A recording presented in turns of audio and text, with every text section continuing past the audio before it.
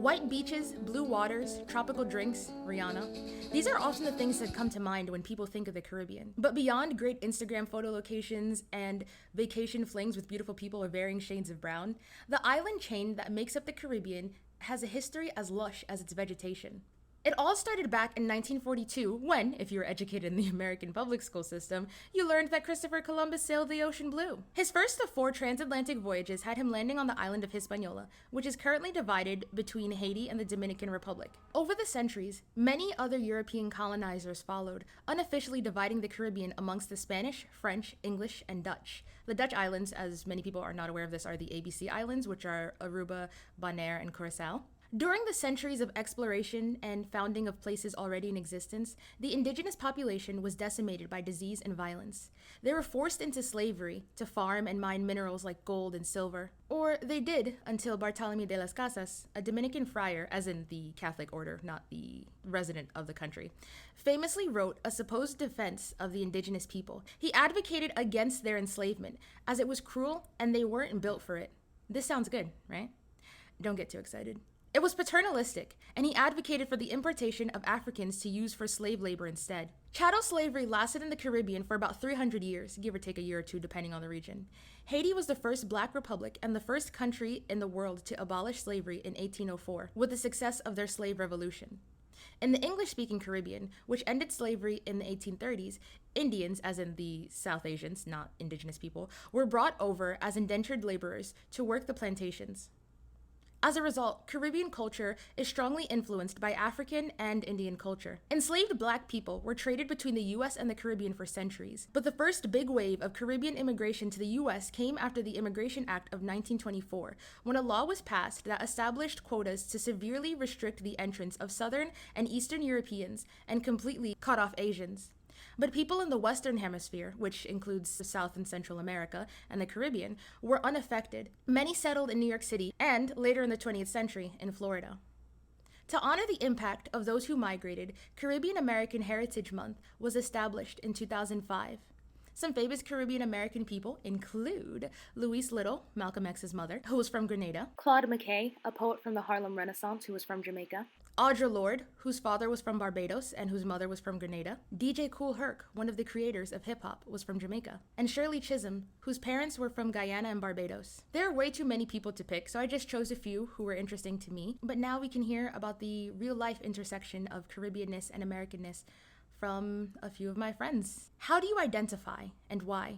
Hey everyone, this is Gabby. So my family's Guyanese, they're from Guyana, but because I wasn't raised out there, I identified more as Guyanese American because I was born there, but I don't know really much about Guyana except for the stories that family tells me, but I would love to visit and see what it's like for myself. Hi, I'm Antonette, or Nikki, Juicy, depending on who you are, what you want to call me. My background is Jamaican. I consider myself, well, not consider myself, but I am first generation American, meaning both my parents are or were Jamaican immigrants before coming here, and I was the first to be born in America. So I do consider myself or identify as Jamaican because that's my upbringing, that's how I was raised. I was born in Brooklyn, but I moved to Jamaica when I was about 3 years old and lived there till I was about 6. So I definitely feel like my foundation is Jamaican, and that's why I, call myself Jamaican. My name is Shanice, and I identify as Trinidadian American because both my mother and my father's side of the family, they come from Trinidad and Tobago. So I have Trinidadian blood running through my veins. I just happen to be born in America. Hi, I'm Janelle, and I was born and raised here in Brooklyn, New York, but my mom is from St. Vincent and the Grenadines, and my dad is from Panama. Typically, I'll just describe myself as a Black woman. When I'm talking to other people from the Caribbean, I describe myself as Caribbean American and then give the whole background. But I think that, those two identity markers mean different things to different people. So typically I'll just say that I'm a Black woman because that's what people see first and associate with first. Hi, my name is Christine Barosi. I am Indo-Guyanese, but I was born in the United States. That is what I identify as, Indo-Guyanese, Indo-Caribbean, whatever you want to call it. Hi, my name is Stephanie, and I identify as Dominican American. I was born here in New York, but my mom and my dad and the rest of my family is from Dominican Republic. My mom and my dad came here when they were like in their early 20s and stuff, so I definitely grew up with a strong sense of like Dominicanness, I guess. I like grew up speaking mostly Spanish and eating like their foods and stuff and following their traditions and morals and all of that, mostly because my parents, my family mostly didn't really speak very much English, so I would say I have a strong connection to the culture. Hello, my name is Christine Suarez. I'm 34 years old and I live in Brooklyn, New York, and I identify as an African descendant. My mom was born here, however, her mother and her father were from Haiti, of course, and my dad was actually born in Jamaica and moved here. So I have both backgrounds, and I can't really say I identify with one more than the other. Actually, I can. I have more experience being with the Haitian side more than the Jamaican side. Because I was raised with my mom's side, I think I can say I identify more with the Haitian side than I do the Jamaican side. And however, I don't look down or look at one heritage less than the other. I embrace them both equally. To me, I think it's dope having that cultural background because, American society is a bit overwhelming, and, honestly, the whole world takes on what people do in America sometimes. So it's like, it's good to have something different outside of American, concepts. Have you visited or been back? No, I haven't been back to visit yet, but my mom and my older brother would like to take me and my other brother because they want us to see what the lifestyle is like for ourselves and just kind of get to know the people that that my mom knew, I guess, as a kid growing up. I haven't been back. I left Jamaica when I was 6, and I went back when I was about 30. I have visited before. I used to visit often when I was younger. There was a gap between my teenage years and my early 20s, but I did go 2 years ago to visit, and it was an interesting experience because I didn't really get to go out. I didn't really get to mingle and just kind of experience things because the crime rates are really high there. So according to the people I was staying with, here my American accent would have made me a target. However, I did get to meet some family members that I heard stories about growing up, and I got to meet my brothers and sister that lives there, so at least I got to walk away with something. I have not been to Panama yet, and the last time I was in St. Vincent was when I was 1, so it's been some time. I was actually planning to travel there last year, but of course COVID. I have visited Guyana back in 2012, around there. It was a while ago, and at that time I had stayed with family. It was more so just to get a feel of what the country was like. I haven't been back since because COVID and civil unrest on both parties in the US and Guyana. From the moment that I was born, basically, almost born, I guess, my mom brought me down to the Dominican Republic, I think when I was like maybe a week or two old, and I have gone back so often ever since. Like when I was younger, I used to go every single summer down there to visit, my grandparents that I have down there and the rest of my family, my cousins and all that. So I've definitely gone back and visited. I haven't been back to neither one of the countries. I never been. However, I would like to go one day, hopefully soon. Do you feel more Caribbean or American? I say American because it goes back to number one. I don't know a lot about Guyana. I really was raised here, actually, so I would say American. Yeah. When I talk about my background or my upbringing, I do identify and I do consider myself more Jamaican than American. But it's weird. If you ask a Jamaican what I am, they'll tell you that I'm American because I was born in America. So that means, like, to them, I have a lot of the American values and upbringing. Whereas if you ask an American, they'll tell you I'm Jamaican because, you know, my family's Jamaican. I might still have, you know, small things or small, accent that tells that I'm not American.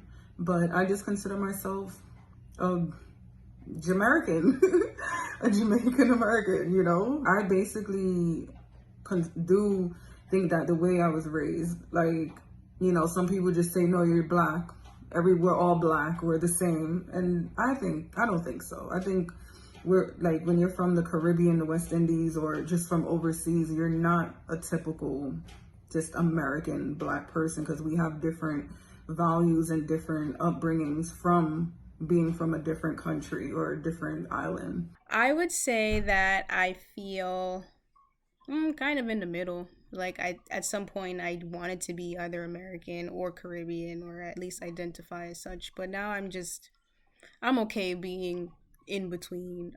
It kind of allows me to take a step back and really be able to appreciate both aspects of the cultures and how they differ and how similar they are. And I love meeting other people who have similar customs to the way that I grew up. It was a little bit of a culture shock realizing like how different I was, growing up with eating stewed chicken and callaloo instead of fried chicken and collard greens. But, you know, I embrace it now. I would say I identify more as American, only because, as you can see, I don't look like the typical Caribbean person, meaning my skin is pale, my hair is blonde, and that is due because of my albinism. So I feel a little more comfortable with the American identity because it's more diverse, but that doesn't mean that I'm ashamed of my Caribbean identity. I more so express that identity when I'm at home with family, and I more so express the American identity when I'm out and about in society. I found that balance to be very comfortable, so I don't plan on changing that anytime soon. I feel like I have a good combination of both, because I feel like it depends on the situation. I think sometimes when I'm in Dominican Republic, I'm considered like La Americana or La Gringa or whatever, because, you know, I think that it's pretty obvious to someone that is native born in Dominican Republic that like you're not from there, you know, like just the way that you speak is just going to be a little bit different, and the way that you act is going to be a little bit different because of the things that you guys grew up with. So I think that when I'm in DR, like I feel more American, but when I'm here, sometimes depending on the situation, I feel more Dominican, depending on the group of people that I'm around, or I guess the types of things that people, like when people speak about their experiences, sometimes I feel their experiences more strongly, like, you know, I guess like TV shows and stuff, like American TV shows, I definitely like indulge in those a lot more. But then when we talk about like, I guess foods and like different types of like events and stuff like that, I definitely consider myself more Dominican. So I feel like I have an equal combination of the two. As far as, you know, me identifying more so with American or Caribbean culture, I would like to say I identify more with Caribbean culture because my core values are based from Caribbean parents and Caribbean lifestyle.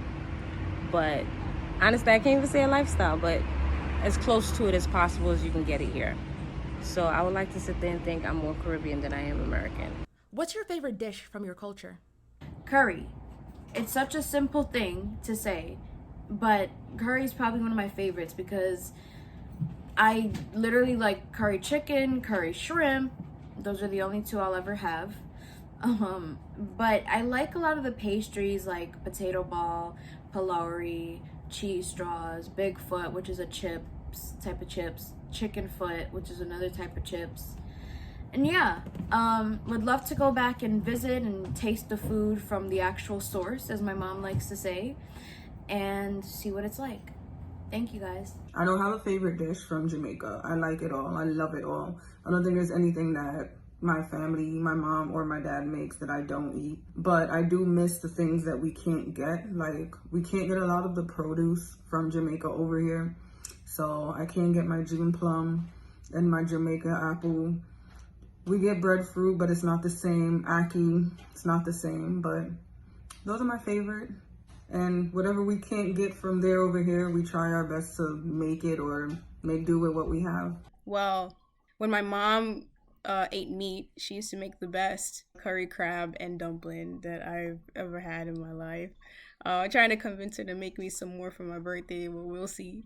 I also really love bus up shot, eating with my hands and that kind of thing, and getting a little messy. It reminds me of being a child, but you know, it's really, really fun. I'd say that my favorite food is actually my mom's chicken soup, you know, with dumplings and the carrots and the yams. I feel like no one makes it like her, and when I eat it, it just tastes like care. I also, of course, love a macaroni pie, but I think I'm actually coming to love the chicken soup better. Wow, there are so many. It would have to be curry. I can't decide between lamb curry and chicken curry, or curry chicken. I know that's a debate, but yeah, just curry. It's really filling, especially with rice or roti, and it's especially good to eat in the winter time. Like, not now when we're in a heat wave, but yeah, curry is my favorite dish. Definitely plátanos. I love them in any way, shape, or form. I think one of my favorite meals is mango, which is mashed green plantains with like butter and stuff, and you put like onions and fry some cheese or some eggs or whatever along with it, and it's really, really good. But I basically like plátanos in any form. Like, you can boil them, fry them, mash them, I don't care. I love them. That's probably one of my favorite meals. As far as food, I don't have a favorite dish. I'm just an eater. I'm a foodie naturally, so I like everything. But if I had to really pick, I would say I like my Haitian food a little bit better than I do my Jamaican food. Just a little bit, because of the rice. I feel like Haitians have the rice down pat. When it comes to making rice, I'm not into any arguments with anybody. You can argue with yourself on that, but yeah, definitely. All right, so I hope you guys enjoyed this video. This is the first of hopefully many videos that I hope to do on the Caribbean. So if anyone's interested in contributing their story or want to hear me discuss anything in particular, leave it in the comments or reach out to me on my social media, which is in the description. The social media of all of the people in this video will also be there, and I really do hope you check them out, as Gabby has an amazing channel where she discusses blindness and mental health. Antoinette is a chef, and you can check out some of her dessert pictures. Janelle recently self-published a children's book about a young Afro-Caribbean boy in Brooklyn learning about his family history. Shanice has beautiful tie-dye creations that you can buy. I hope you support her. Christine B is an editorial intern with a magazine that deals with fashion and blindness. And Steph is a hardworking psych student whom you should all support and follow on Instagram. But yeah, that's it. My name is Shanice. Thank you for having me. Cuckoo, cuckoo.